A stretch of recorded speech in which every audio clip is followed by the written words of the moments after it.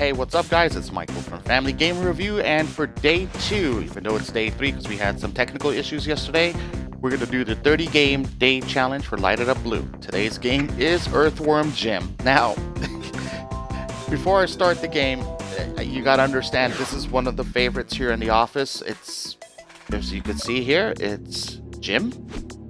He's an earthworm, and he has a special suit. That being said, this is one of those games that's one of those classic arcade games that, is actually pretty fun. And, some people will say, okay, it's kind of like childish humor and so forth, but, during the playtesting, this is actually one of the games that in the office that a lot of our special needs gamers loved. And that being said, I'm going to show you why. Yes, I just launched a cow into space. Just bouncing off some tires, but what makes this game fun, guys, is that fact that, number one, it's one of the classic games from the 90s. This was out originally on the Sega Genesis and Super Nintendo back in, I want to say 94 if I remember correctly, and this is one of those games that was actually pretty fun because it was a simple action platformer. During that era, a lot of games were aimed towards sprite graphics. This is the HD version, of course, but they were aimed towards kind of combining things like in Mario with the platforming, but a lot of, futuristic space shooting that you would see in some of the games of that genre. Now, let me see if I can get that power up. There we go. And one reason why we chose this for the 30-day challenge is the fact that it's very easy to pick up and play the game. It's very easy with the controls. As you can see here, it's just a jump button. The crazy dog chasing me. Hold on, I got my energy back. It's, there's one button for jumping, one for shooting. This was designed during the era where the controls were made to be simplistic. They weren't meant to be, 15 to 20 different buttons and so forth. And that is what makes this game actually a fun game.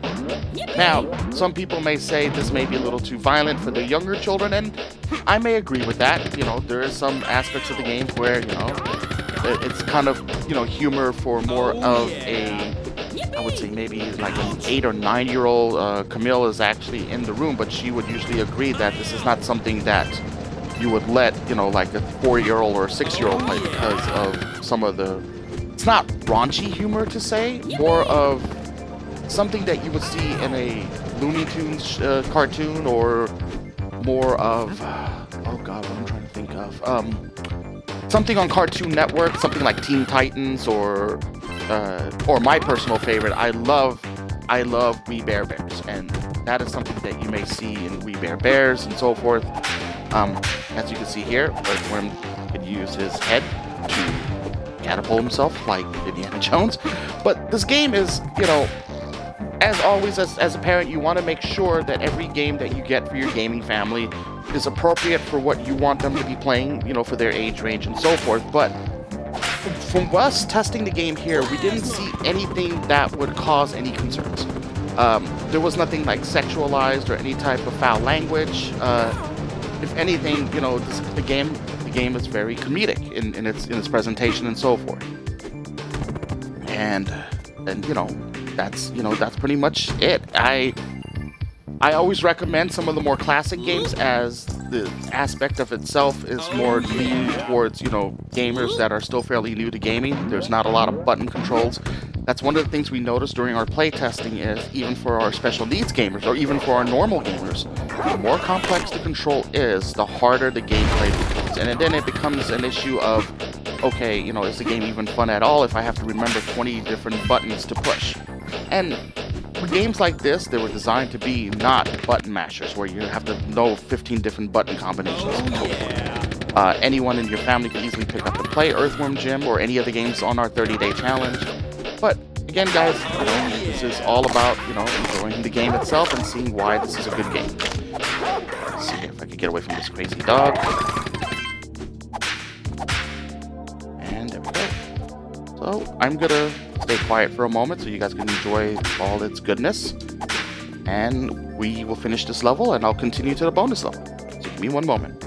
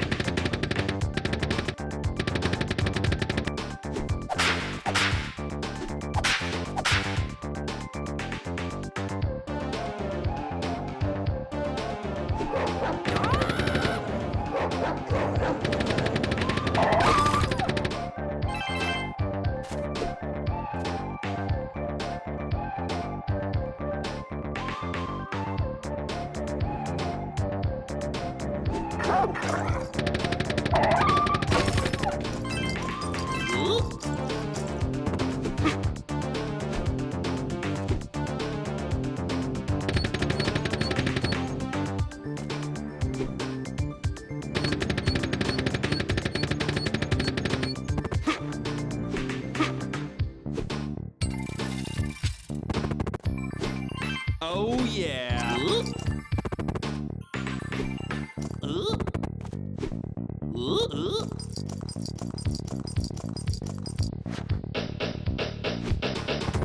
Yippee! Yippee!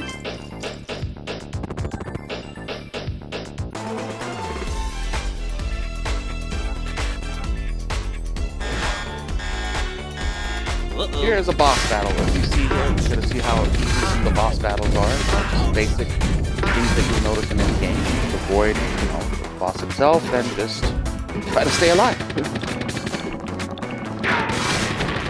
And there we go. I got the very cool. I got an achievement for those people that love achievements. By the way, all our gamers, from special needs and everybody here in the office, love achievements and trophies. There are times where there are arguments about who could get the better trophy or achievement in the office, and it becomes very hysterical. If you're wondering, I am the one that's leading in that right now. But, I digress. Alright, let me exit this level, and then we'll go to the bonus round. Yippee!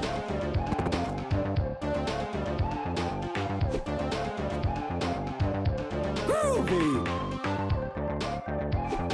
Wee doggy!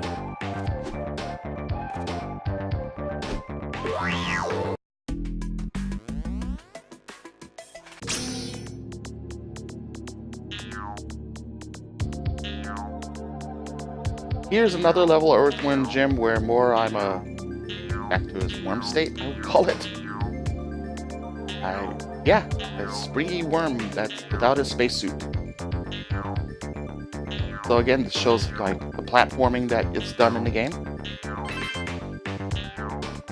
So again, Jim is vulnerable without his suit. As you see here, he got launched in the air. Again, launched in the air, and he slides down. Yippee! Plasma! Wee doggy! If anything, this is a lot of reminiscence of like the mid-90s games that you see on the Sega Genesis, Super Nintendo. Here's the stud whip. And I don't know what that means, but we'll find out in a moment. And here we go. More energy. Spikes hurt, so that's something to keep in mind. And I am back in my suit. Woohoo!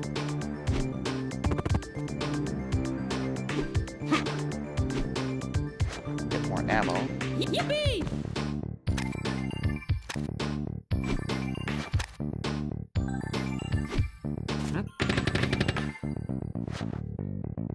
I got more than enough ammo for now. See, if you see, like Morel was speaking about the bosses and the comical humor, it's more things that you hear early adolescence, fart jokes, things of that nature. Uh-oh.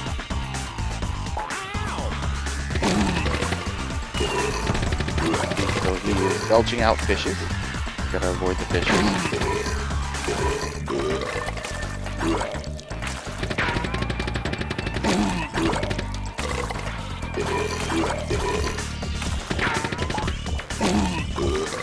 There you go. So you see how some of the bosses have strategies to them.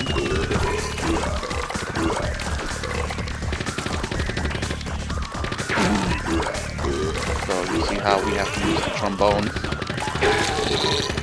to damage him because it hits the spring, but you gotta watch out for the fish, or you sleep with the fishes. I know, that was weird, but just...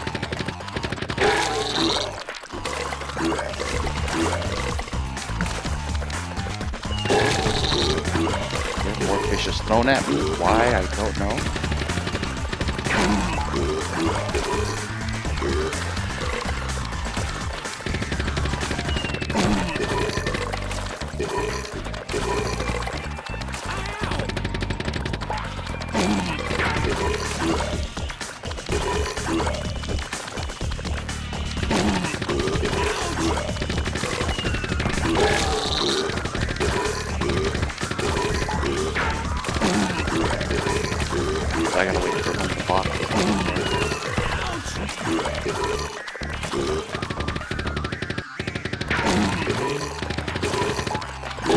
There you go. Now, defeat it. Little jetpack. Flies away. So again, for those, this is for those with families that like to game a lot and like to see if they can outdo each other. Here's like a summary of the level itself. A lot of us here at the office, what we like to do, especially games with this, see who can get the best score, who can beat it the fastest, and so forth. What I'm going to do is show you the bonus level, which is groovy. That's one of my words here. You could ask Camille, our senior reviewer. She'll tell you. I speak like I'm on the 70s show. So here I have to race Psychro and avoid Asteroid.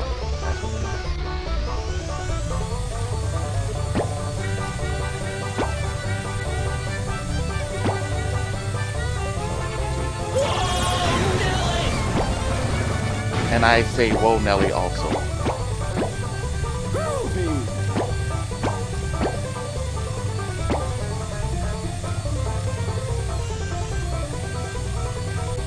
here we are, racing. I'm so far behind. Not that far.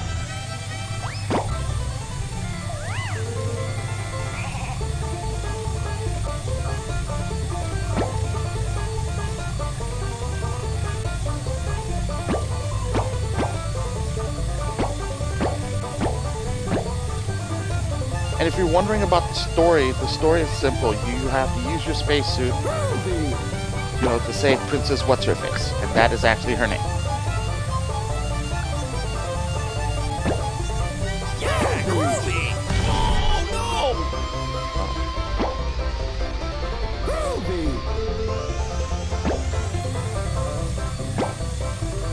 Here. I don't think I'm going to win this race, but we'll see.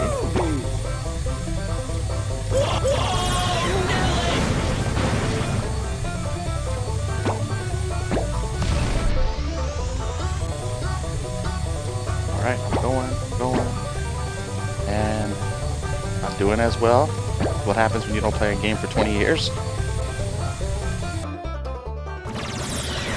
That's okay. So, I remember 20 years ago when I played this, when I was in high school, I lost the first race also.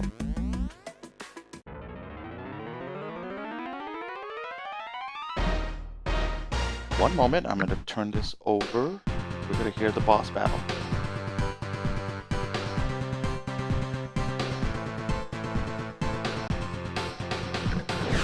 Hey everyone, it's Camille, reviewer at Family Gamer Review, and I just wanted to give my 2 cents from, I guess from the mom perspective.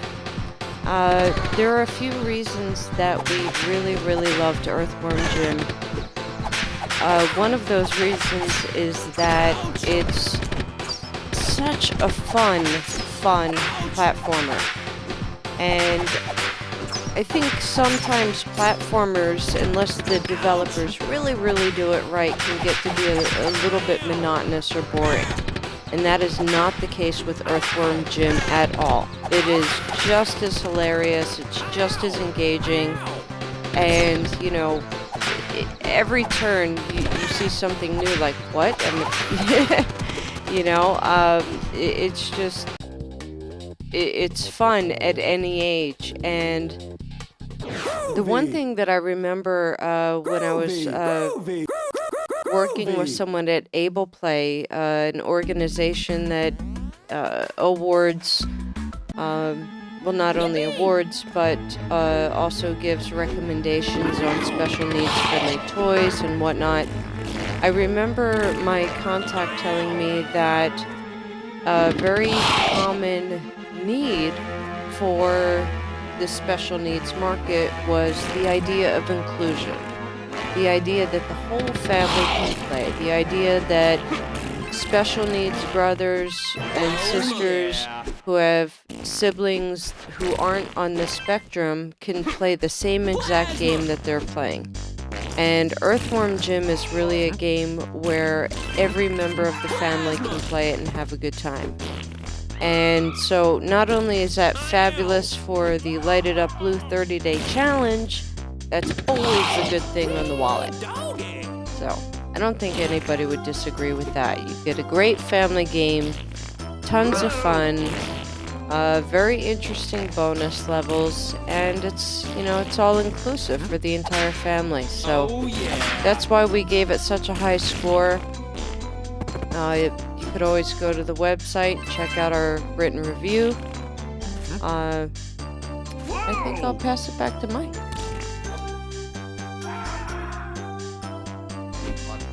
Oh.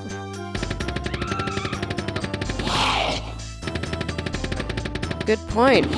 Mike says he's going to wrap up after this level. And at this point, we're hoping that you've seen enough to see that this is a great addition to your digital library for kids of pretty much any age. Certainly those who love platformers. And we don't want to spoil the whole game. We don't like to do playthrough sessions or let's play sessions because sometimes it can spoil the ending and the surprises. So look at that. That's hilarious. He's running on a gem. Oh boy.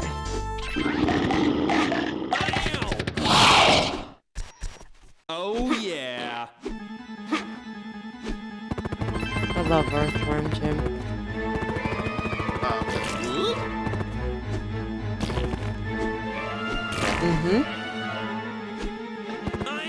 Yes, we'll be back on in 10 minutes for another broadcast for Autism Awareness Month.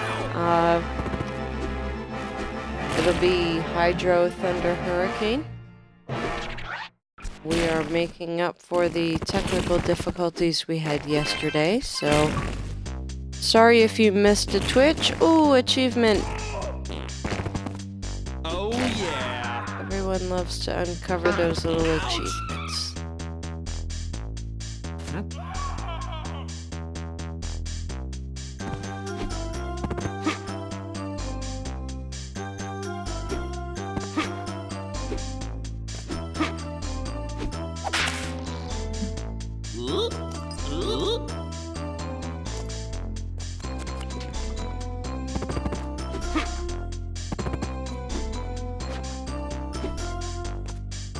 Oh yeah.